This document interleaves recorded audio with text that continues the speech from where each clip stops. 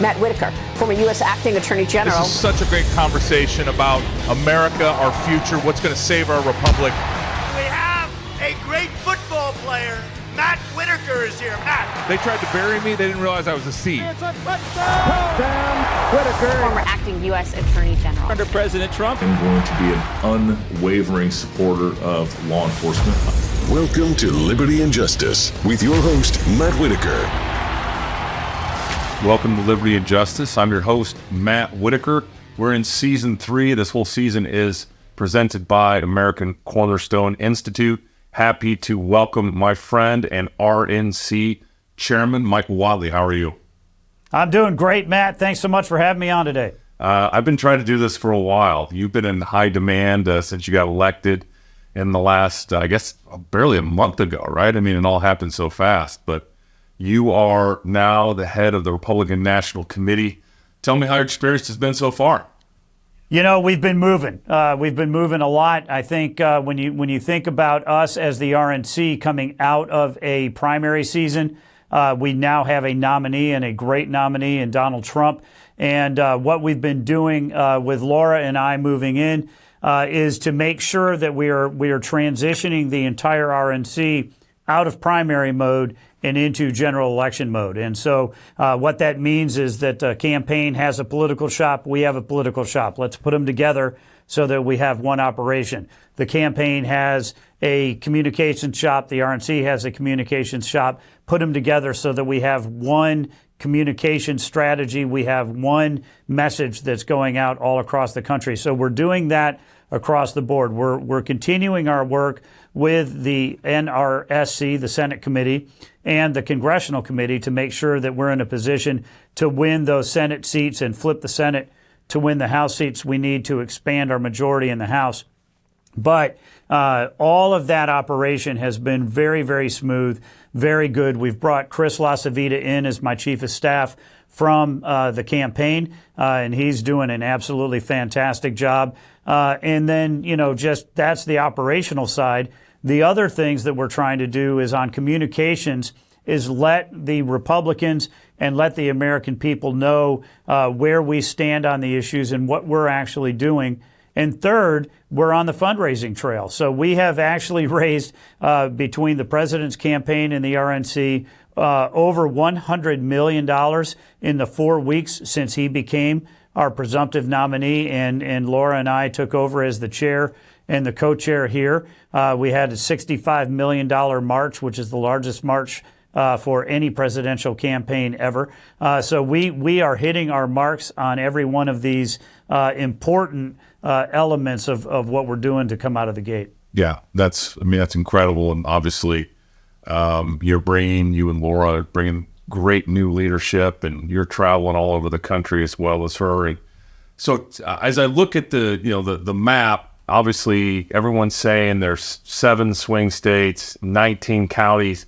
When I was doing my research for this show, I realized that one of those 7 states is North Carolina, your home state. Please tell me that is not a swing state. Well, I'll tell you this. North Carolina is a purple state. It is 30% of the voters are registered as Republicans, 33 are Democrat, 37% are unaffiliated. But over the last 5 years, we have won consistently down there because the Republican candidates understand the issues that North Carolina voters care about. They put solutions on the table, and they're able to effectively communicate with them and say, we are better than the Democrats because we're listening to you and putting real solutions on the table.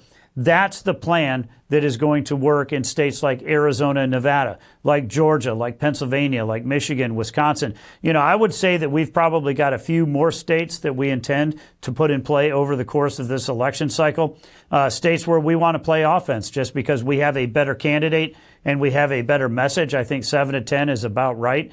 But, when you think about the map writ large across the country, these are all purple states where we have a tremendous opportunity because when you think about the contrast between President Trump and Joe Biden, we've never seen a bigger contrast. And the American voters in those swing states understand implicitly that we were better off under Donald Trump than we are today with Joe Biden. No, that's a great point, and I think we always seem to lose sight. Everybody's focused on the presidential election. Everybody's focused on Donald Trump versus Joe Biden, but there's some winnable Senate seats out there and potential to flip some. Why don't you tell me where you're primarily focused? I know Montana is on your list. Certainly Pennsylvania is on your list. And where else do you have great candidates in these winnable states? Ohio, obviously. Yeah, I think the two biggest opportunities that we have are in West Virginia, where we're having the governor enter that race, actually knocked Joe Manchin out from even running for re-elect. We feel great about that, and want to see how it develops in Maryland. But I think that if we have Governor Hogan in that race, that is an extremely winnable seat there in Maryland.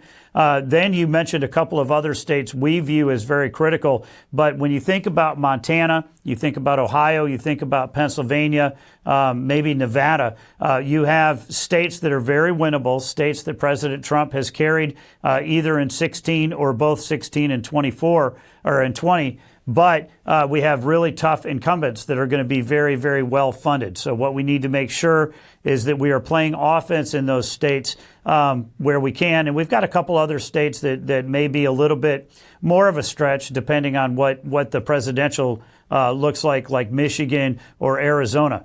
We have two states that we're going to play defense on. We want to make sure that Ted Cruz has the resources that he needs to withstand what is going to be a very, very well-funded challenger down in Texas. And Rick Scott, Florida, we feel really good about the state of Florida, and nobody's going to work harder than Rick Scott. But you cannot take a state like that and take it for granted. So those are the two that we're going to be playing what we call defense, where we're working with our incumbents on. Yeah, a couple great incumbents there that deserve and need to be defended as well. It is. I saw you over the weekend, I guess last weekend, on Maria's show talking about some of the election integrity stuff that the RNC is doing. I heard you quote the 80-some lawsuits that are currently underway in across the country. Why don't you tell me a little bit about that? Yeah, traditionally the RNC has been all about turnout. We've been all about getting out the vote. We have gone in with our victory programs to battleground states for decades to make sure that we are getting people to the polls. We're going to continue that. But now we've added a second core critical mission, which is election integrity, making sure that we're going to have, fair, accurate, secure, and transparent elections in every state, that the election integrity component of it is so important for us. So we've really got two areas that we think about all day, every day on election integrity. Number one, you got to be in the room, right? You have to have observers and attorneys that are in the room when votes are being counted and when they're being cast. But then secondly, we really want to make sure that the rules of the road are the right rules of the road. We want to work with the state legislatures. We want to work with secretaries of state and boards of elections to make sure that we have the right rules in place and that they're being enforced. And when they're not, we're going to file lawsuits to make sure that the states are going to do what we need them to do. And so we're talking about things like voter ID. We're talking about making sure that the states are going to clear up their voter rolls. We're making sure that on absentee and mail-in ballots, you have to have a signature. The ballot has to be in by Election Day. We don't want them going into drop boxes where we don't have a secure chain of command. These are all very common sense things that the American voters agree with. Poll after poll after poll shows us strong national support for every one of these issues. We filed over 80 lawsuits. I think we've got 82 lawsuits in 24 states right now. And we're winning these lawsuits, again, because this is where you have a consensus of what it's going to take to protect the ballot. Yeah, and I think that is the expectation this time going in of a lot of your, Republican constituents or, voters. They're expecting that this is there's not a repeat of what happened in 2020 and 2016, and really, through time memoriam since really Florida in 2000. I mean, Florida obviously had problems. They cleaned it up, and I think there's other states that are going to have to continue to work on it. And I know, it's the laws make it very difficult, as you know, as a lawyer. You've been working on this issue as the general counsel at the RNC for a while, and that some of those windows to clean up voter rolls, for example, is very limited under federal law, and you have to really make sure that everybody knows their role and does it quickly. Judges, for some reason, aren't super excited to jump in and force these secretaries of state and election officials to clean up their voter rolls. But that's one of the many things that I know that you've been focused on and working on, and I think there's been a lot of improvements. There really has. When you think about it, there's a long-term component and a short-term component to what we're trying to do. The long-term component is, like you said, it may take a while. We may not actually be able to get that lawsuit completed before this election cycle, but it's got to be done before the next election cycle. Coming out of 2020, we saw election integrity get magnified as an issue on a national scale like it has never been. We had individual states that had always been focused on election integrity. I had built the largest election integrity program in the country in North Carolina going into the 2020 election cycle. And fortunately, we were okay because we had those observers and those attorneys in place. We had good rules of the road, but not every state did. So the RNC worked very aggressively coming out of it to make sure that what happened in 2020 never happens again. We do not want to say that we have a perfect table right now, because we don't. There are still a lot of things that we're trying to work out. We would obviously prefer to work it out with the legislature, work it out with the governor, work it out with the boards of elections. But where we have those are not going to work with us, we're going to have to file the lawsuits and we're going to have to go to court. It is such an imperative that is going to last not just for the next 6 months, but for the next 2 years, the 4 years, the 6 years, the 8 years and beyond, of making sure that the rules of the road are where we need them to be. Yeah. So the question I have for you is more of a personal question is like how, since we're going to have the longest general election cycle in our nation's history right now, how were you rested up and ready to do this? Because I have a feeling that you are going to be everywhere and in all places at all times working on this. No question. And I will say this, we have a remarkable team at the RNC. Laura Trump, I could not have a better co-chair. She is remarkable. She is willing to travel. You can put her into a fundraising scenario. She's going to do great. You can put her on TV. She's going to do great. You can put her with the grassroots. She's going to do great. So, she is really a remarkable partner for us. We've got a fantastic team with Chris LaCivita coming in as our chief of staff, our political operations, communications operations, all of the staff have been retooled to focus on our general election program. So it's not just me. And I am certainly going to travel. I am certainly going to be working very hard. But, all of that pales in comparison to how important it is for us to have the right candidate. And having Donald Trump as our nominee is so critical because this is a guy that wakes up every single day and fights for the American people.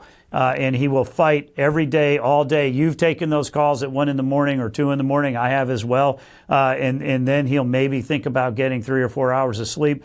It drives him every day to make America, great again, as he says, to put America first and to be able to demonstrate not just through words, but through actions, that he is going to fight for the American people. So that really drives all of our operations here. We've got 2 core critical functions. We're going to get out the vote and we're going to protect the ballot. We're going to do it every day for the next 6 months. And we expect we're going to see great things in November. Yeah, well, that's extraordinary. Since you've come in as chairman, how have you found the grassroots, the state parties, and especially these 19 counties that are allegedly going to control and swing this whole election for President Trump? Everything's in good shape and everybody's pulling in the same direction, I hope? Look, I think that we have a lot of work to do. I'm not going to say that we are where we want to be. What we need to do is make sure that we take these polls that we're leading in April and translate those to votes in November. And so there is a ton of work that has to be done by the RNC and by our sister committees as well as the state parties. But I can tell you this, we voted in Houston was just a month ago for me and Laura, and it was a unanimous vote for both of us. The state parties are very fired up. I think that the grassroots are very fired up. And what we've seen over the course of the last month since I've taken over the chair is just the enthusiasm level is absolutely through the roof. We've been getting great responses whenever we've been on air, whenever we've done conference calls, whenever I've gone and done events. We've been going to sell out rooms. So the grassroots is very ready, and they're very ready because they know we cannot take 4 more years of Joe Biden and Democrat control. Yeah, so the last topic I'd like to cover is just get your sense. Milwaukee is an early convention in July, and you've been involved really in the selection and in the production of the event. Those of us that are going to attend, what should we expect? I'm guessing there's going to be a little bit of showmanship from President Trump, but tell me what you have planned and what that's going to feel like in July.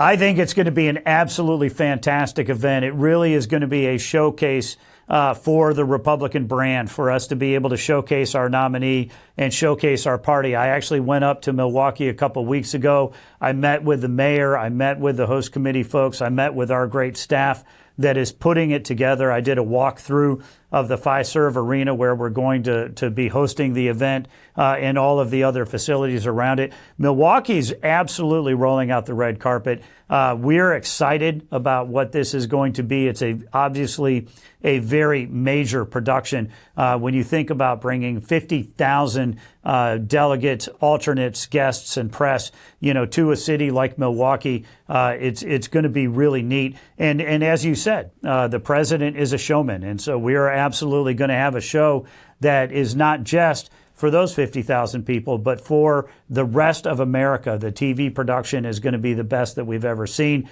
and we really think that this is an opportunity to lay out our message for the general election in a way that has really never been done before, and is going to just show the contrast between President Trump and Joe Biden in a way that every American is going to understand it. And then we're going to have those informed voters go to the polls in November. All right, well, fantastic. Michael Whatley, chairman of the Republican National Committee, good friend of mine, I will admit.